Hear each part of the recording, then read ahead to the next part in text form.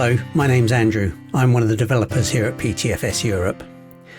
What's on my mind this week is interlibrary loans, or ILL. In particular, how can we help a user who's about to place an interlibrary loan request for an item, not realising that that item is already available to them? So that might be a physical item that's available in the library, or an online item that they can get to through a discovery service. The functionality that can help these users is called the ILL Availability Searching, and it's available in Koa from version 2011. The searching is performed through the use of plugins, and at the time of recording this video there are 3 plugins available. One will search a Z3950 target, so that might be your local catalogue. Another searches the EBSCO Discovery Service, or EDS. And the third one searches Unpaywall, which is an online database of free scholarly articles. So let's go into Koa and I'll show you how it works. So here we are in the OPAC in the Interlibrary Loan Request page, and I'm going to try placing a request for an item that I know is in the catalogue, and we'll just see how it works with the Interlibrary Loan Requests. So first of all, I go to create a new request. And what happens is the item is searched for using the metadata that's provided when you place the request. So if I enter a book title, Pearl Best Practices,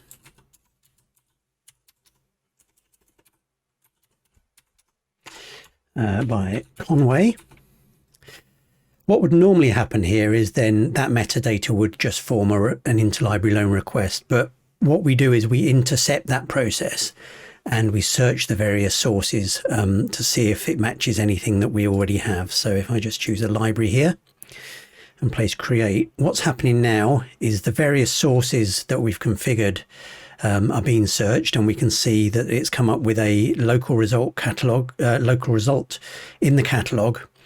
And so the user can then just click on the link, be taken to the record in the catalogue and borrow the item rather than placing an interlibrary loan request for it.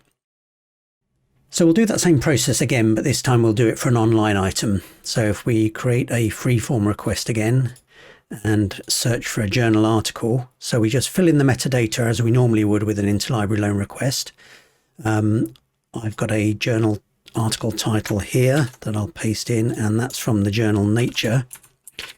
I mean, obviously we could fill in more metadata if we had it, but just filling in the journal title and the journal article title should be sufficient for this example. So choose a library and click create, and then EDS and Z3950 are both searching, and we can see we've got results from both of them. In this example, the local catalogue results are not what we're looking for, but the EDS results are. So we can see that the EDS API has returned 2 results, and we can then click on the link and that will take us straight to the EDS result for that journal article. If we're doing a search, we get results and none of them are what we're looking for, we can then just click continue and it'll go through and create the request as it would normally. So the user has the option of using the result that they got, or they can just carry on as normal. And finally, we'll have a quick look at the staff side of things. So if we go into the Koa administration, as I mentioned, the searching is done through the use of plugins. So if I go to manage plugins here, we can see we've got the 3 searching plugins that I mentioned, and they all are configured very slightly differently according to the requirements of that particular search source. But if we look at the configuration of the Paywall one briefly, it's very simple. They all follow a common pattern of you specify a display name, so that would be the name that the results come under in the UI. And you can also specify whether results should be displayed in the OPAC when doing an ILL request, and whether they should be displayed in the staff interface when doing an ILL request. And then there will be additional configuration options depending on the search source. The Unpaywall one simply requires you to supply an email address.